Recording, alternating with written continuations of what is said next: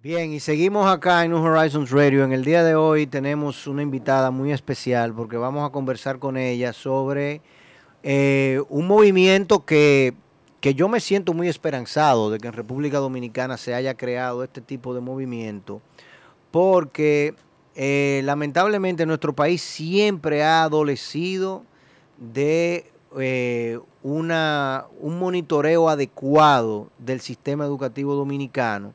Y sobre todo, yo siempre he pedido que aquí exista un organismo descentralizado que no sea parte del Ministerio de Educación, que se encargue de velar por la calidad del sistema educativo, público y privado, preuniversitario y universitario. Entonces, ahora, dada la normalidad y la naturaleza tan draconiana de las medidas que ha tomado el Ministerio de Educación desde el pasado 13 de marzo del año 2020 hasta el día de hoy, de excluir de las aulas de manera plena a todos los jóvenes, niños y niñas y adolescentes de República Dominicana, incluyendo los universitarios, como comentábamos en el segmento anterior, pues hay un grupo de padres y madres, yo diría más madres que padres, pero bueno, en el castellano debo decirlo así, que se han aglutinado para realmente exigirle al Ministerio de Educación la reapertura ya inmediata de las aulas y de los colegios privados y preescolares que tengan las condiciones y que donde los padres estén dispuestos a llevar a sus hijos. Y sobre todo la parte más importante yo creo que es esa al final, que los padres estén dispuestos a llevar a sus hijos, porque no están pidiendo, como es lógico y yo creo que es lo más normal, nada obligatorio. O sea, si usted siente que el colegio es el mejor lugar donde usted puede tener a sus hijos y el más seguro, que en la casa de una profesora que te está recibiendo 5 o 6 muchachos, o en la casa con tu mamá, con la abuela del niño, que tampoco está bien cuidado y que en definitiva está poniendo en riesgo a la abuela, en el caso de un potencial contagio con esta enfermedad, entonces que tú puedas llevarlo al lugar donde el niño no solamente está seguro, sino que está aprendiendo y está socializando y manejando todo su desarrollo socioemocional. Entonces, ese colectivo de padres por una educación presencial, tenemos con nosotros acá a Gabriela ¿Por ello o Porelo? Porrelo. Porrelo, ok.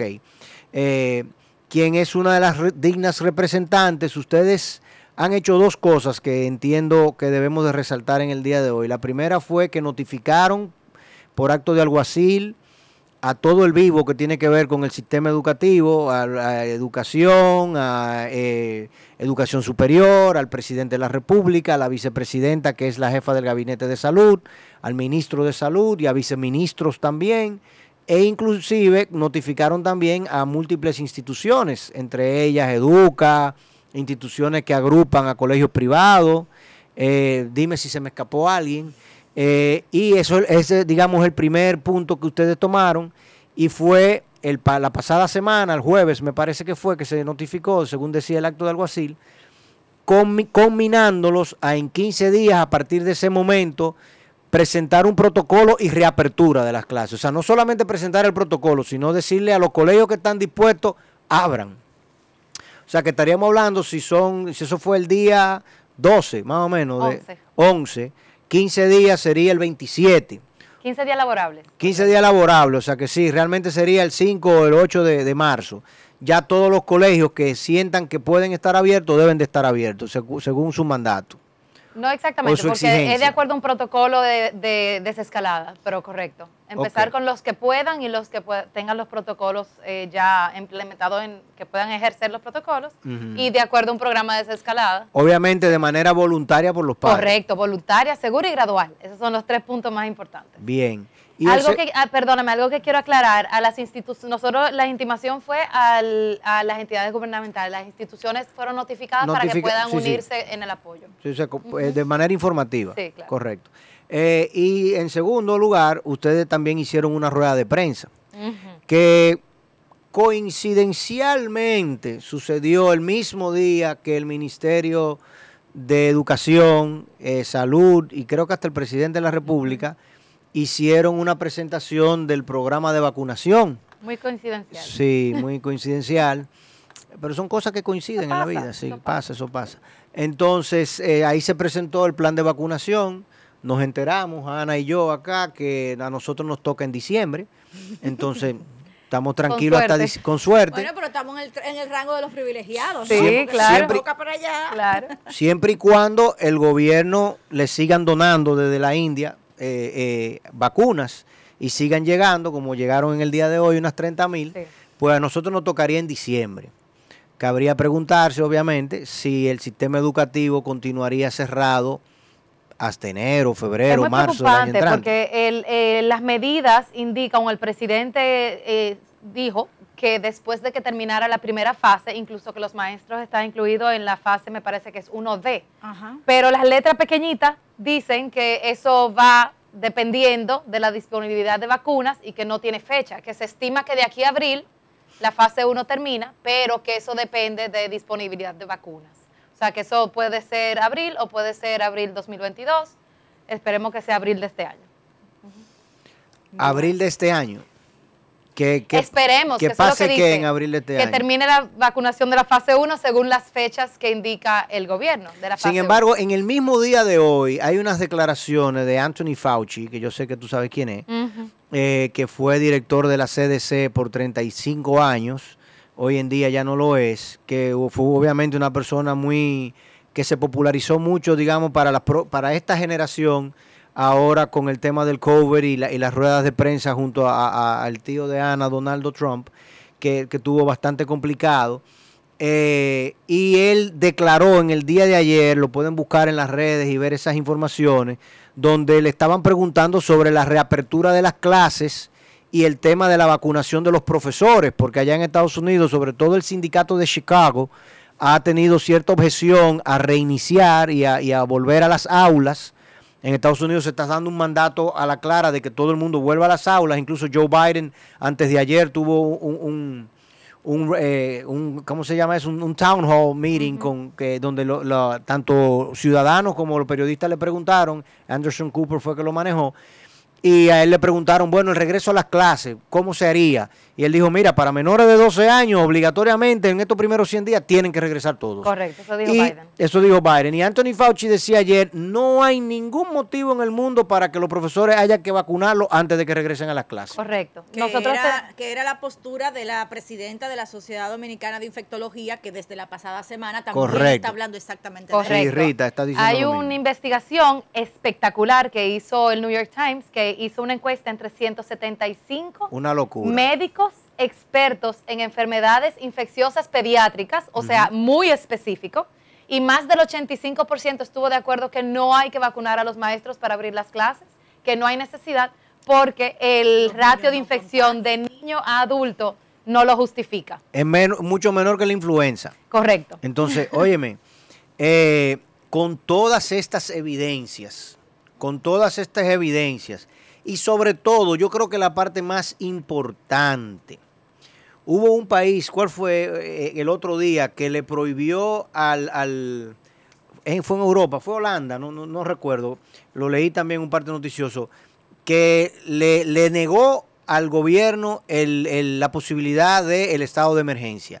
Ya lo habíamos discutido aquí en el programa con relación a Suecia, que en la Constitución de Suecia tuvimos a una jovencita sueca acá con nosotros que nos habló del sistema educativo de allá, y esa fue una de las cosas que tratamos. En la Constitución sueca está prohibido el estado de emergencia y sobre todo el toque de queda, porque tú no puedes privar a la gente de esa libertad.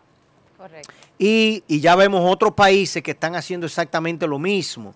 Entonces, ante tanta evidencia científica, porque ya el COVID lo conocemos, ya tenemos 14 meses tratando la enfermedad, ya hay 8 o 9 vacunas mercadeándose en el mundo, quiere decir que ya hay una casuística y hay una claramente conocimiento de cómo esa enfermedad evoluciona, cómo tratarla, cómo contrarrestarla, etcétera.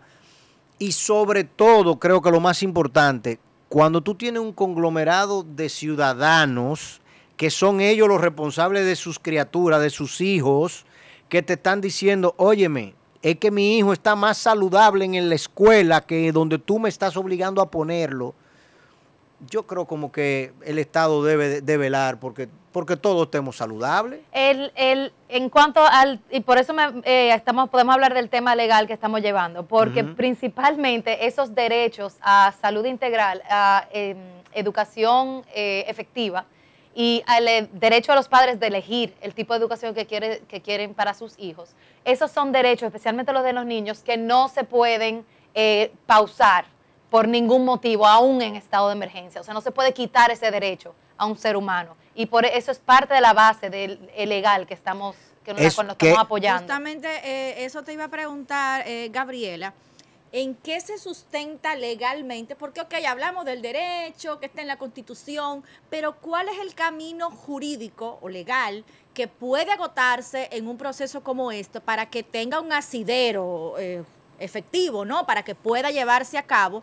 Y al tiempo te pregunto con respecto a las declaraciones del día de ayer del director ejecutivo de Educa, Darwin Caraballo, quien es una entidad, como decíamos, que ha estado haciendo mucha opinión y incluso asesorando al ministerio en muchas de las decisiones que han estado tomando, que él dice que este camino lo que va a hacer es empeorar el proceso de negociación o el acercamiento a la conversación en este sentido. Sí, yo entiendo la posición de Darwin, la respeto. Realmente ellos tienen desde el año, incluso Educa ha presentado protocolos al ministerio desde el año pasado.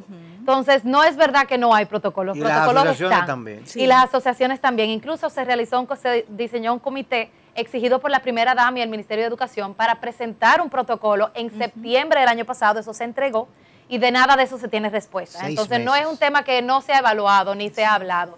Y ellos tienen información. Lo que no se han... A ver, yo creo que no han querido dar el paso de aprobarlo, ya sea por miedo. Incluso tenemos un médico respetadísimo que está en esa investigación de New York Times, que dice que al inicio, en marzo, estuvo bien la medida de cerrar todo, porque no se conocía nada del virus, ni cómo iba a comportarse en los niños, y comparando con otras pandemias, bueno, se entiende esa correlación.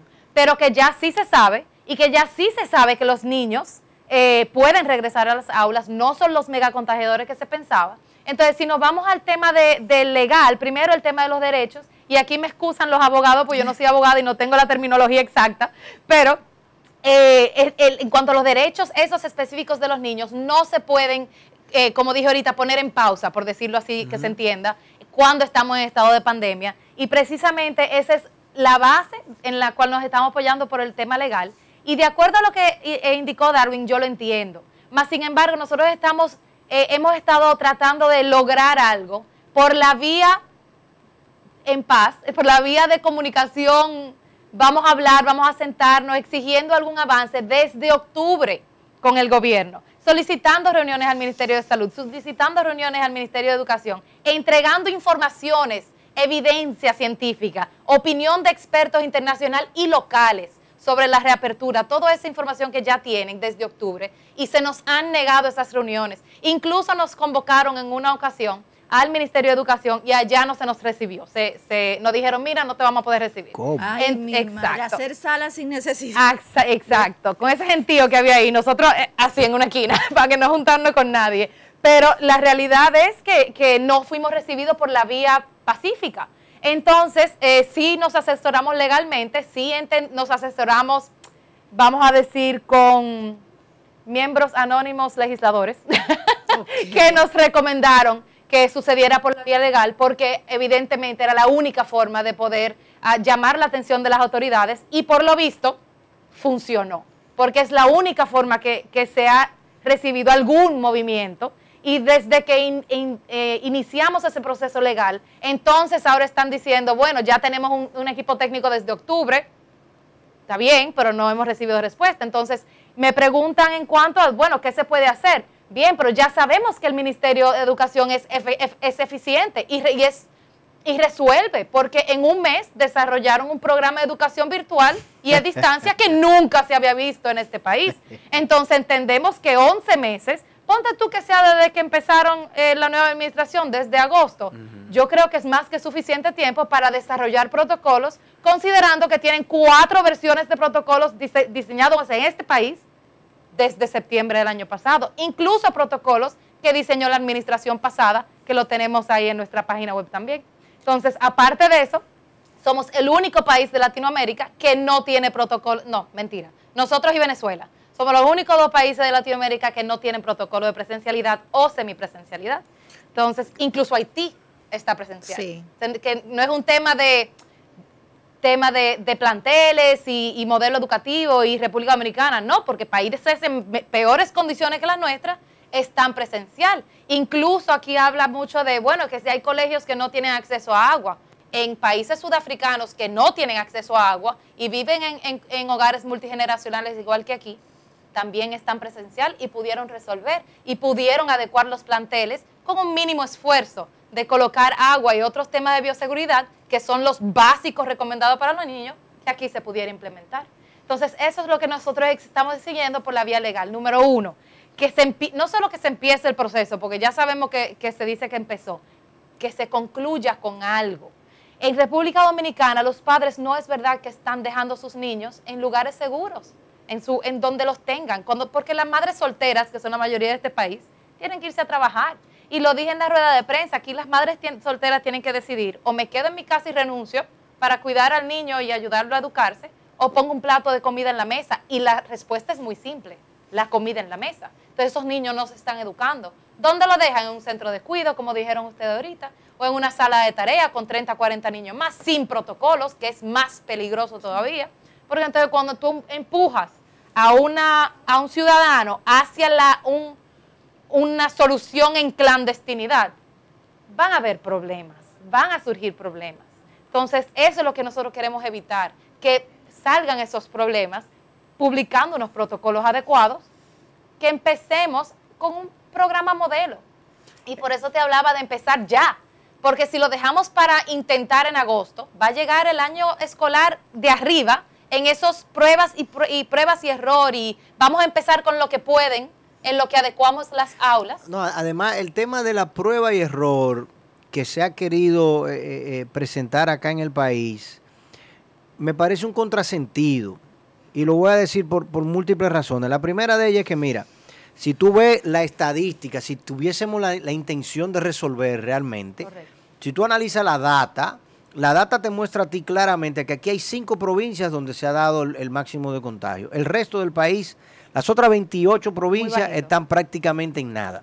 Eso es lo primero. Segundo, República Dominicana siempre ha adolecido de suficiente testeo. O sea, aquí no se han hecho suficientes pruebas. Al día de hoy se han hecho 1 millón de pruebas. O sea, hemos testeado el 10% de la población, poco menos del 10% de la población en un año. Entonces, si tú me dices prueba y error, prueba y ensayo, vamos a suponer que tú abres una escuela X, vamos a modelarlo, vamos a hacer un modelo matemático, tú abres una escuela X en un sitio, el que tú quieras, y en esa escuela X, al cabo de 2 semanas, aparecen 5 niños que tienen COVID.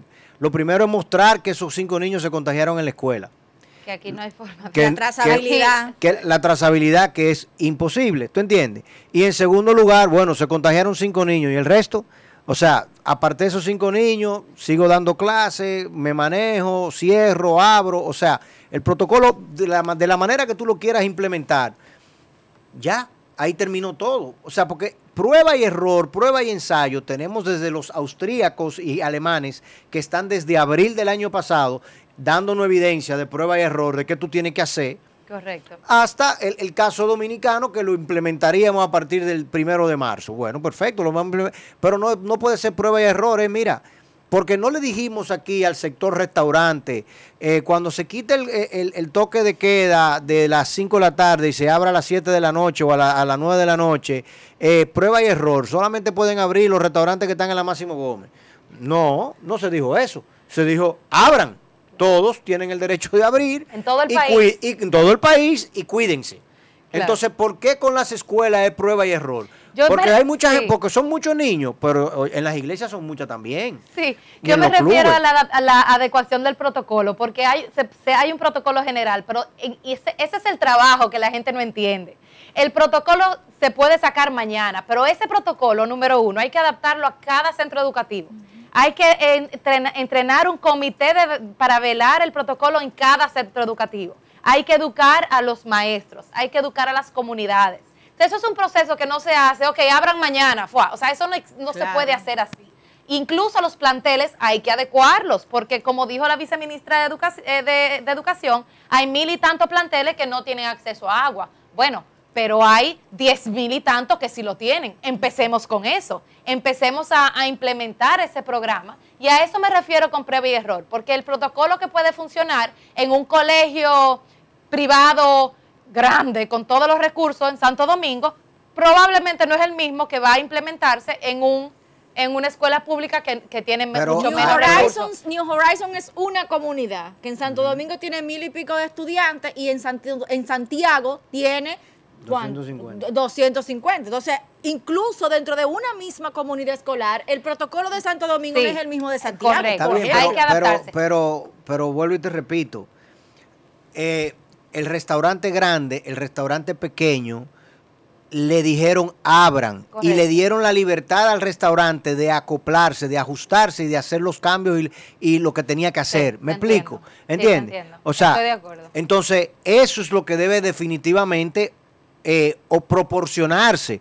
O sea, el presidente de la República, el Gabinete de Salud y el Ministerio de Educación tienen que decir, colegios y padres, pónganse ustedes de acuerdo, evalúen ustedes hasta dónde ustedes pueden abrir y tiren para adelante. Y ahí es que tú has dado en el clavo en algo importantísimo, y es, a ver, te llevo esa misma comparación. Cada uno de esos dueños de restaurantes son dolientes y responsables de su restaurante, y saben que si no lo hacen bien, lo van a cerrar, van a perder su inversión, van a perder hasta los clientes regulares, y son dolientes. Quieren hacer las cosas bien porque les duele económicamente y les duele. ¿Qué sucede? Los colegios privados, y son los más criticados porque, y yo lo entiendo porque hay que pagar una colegiatura, y los padres menos informados dicen, bueno, pero eso es porque el colegio quiere cobrar el dinero. No, es que el centro educativo, que ya, especialmente los privados, en su mayoría ya hicieron las inversiones desde el año pasado para estar listo para una presencialidad. Y porque son dolientes de su centro y de sus estudiantes.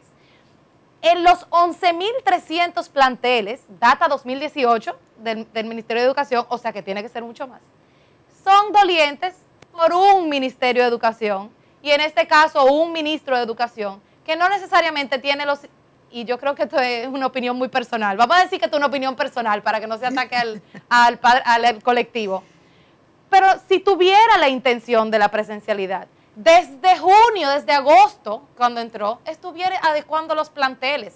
El presupuesto de educación, y no me voy a meter mucho en ese tema, pero aparte del 4%, son 860 millones de dólares para la educación a distancia. Óyeme, aunque sea, cógete un 30% y ponlo en los planteles para que cuando tengas que abrir, puedas abrir. ¿Tú entiendes? Porque si nos vamos al presupuesto del año que viene, no va a dar para adecuar los planteles, porque en 80 años de educación no ha dado para adecuar los planteles. Entonces, ¿cuándo se va a hacer? No, además es que esa era la realidad antes de, y seguirá siendo la realidad después de. Entonces, en definitiva, nosotros tenemos que tratar de abrir y de permitir que el sistema educativo se vaya acoplando poco a poco, porque, o sea, ningún cuerpo hace... Tú eres atleta y tú haces ejercicio para mantenerte en forma, pero tú no haces pierna, brazo, espalda y abdomen al mismo tiempo.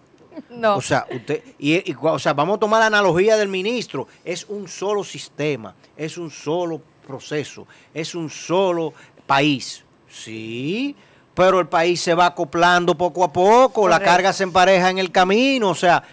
Abra donde usted pueda abrir, donde usted tiene una comunidad de padres que ya se lo está diciendo por la vía del sistema judicial, le está emplazando a que usted tome acciones, que si usted no la quiere tomar con el sistema público, bueno, no la tome con el público, pero con el privado lamentablemente la va a tener que tomar. Claro. Entonces, permita que se vayan acoplando, porque lo mismo pasa, o sea, con los hospitales. Aquí todos los hospitales no tienen las mismas condiciones. Correcto. Es un solo sistema sanitario, un solo sistema, porque es un solo país. Claro, pero cuando tú tienes la enfermedad, tú buscas quién es que tiene el sitio que te puede atender. Correcto. Entonces, eso mismo es lo que tienen derecho los ciudadanos a hacer. Y si tienen derecho a hacer eso, ¿por qué le estamos quitando a la clase más frágil de nuestra sociedad esa posibilidad, que son los niños y las niñas y los adolescentes. Y te voy a usar esa misma referencia para las vacunas. Si es solo un solo sistema educativo, entonces vamos a esperar que todos los hospitalarios, todos los hospitales puedan tener la vacuna. ¿Por qué no esperamos eso?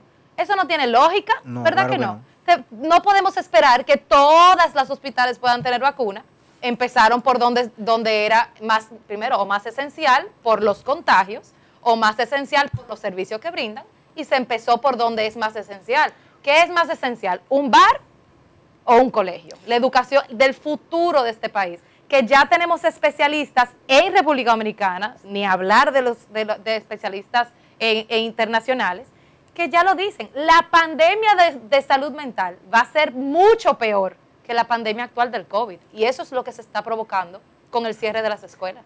Aquí lo hemos demostrado, hemos traído ya varios psiquiatras y psicólogos y terapeutas y hemos hablado de eso con evidencia empírica de lo que está pasando. O sea, la alcoholemia y el tema de alcoholismo acá en República Dominicana actualmente es muy grande, fruto de eso. Y los que quieran, hay un artículo precisamente de una egresada de New Horizons, que ustedes lo publicaron, el que publicó Shannon ahora en el periódico de Emerson, sobre el tema de los opioides y cómo eso está afectando en Estados Unidos. Eso es fruto de esto mismo, ¿entiendes? O sea, cuando tú estresas a un joven, a un adolescente, a un joven profesional, tú lo llevas a un lugar y ese lugar no necesariamente lo vamos a recuperar de allá para acá. Bueno. Derechos sobre la base de la equidad. El consejo se va a reunir, el consejo se reúne el miércoles. El próximo miércoles.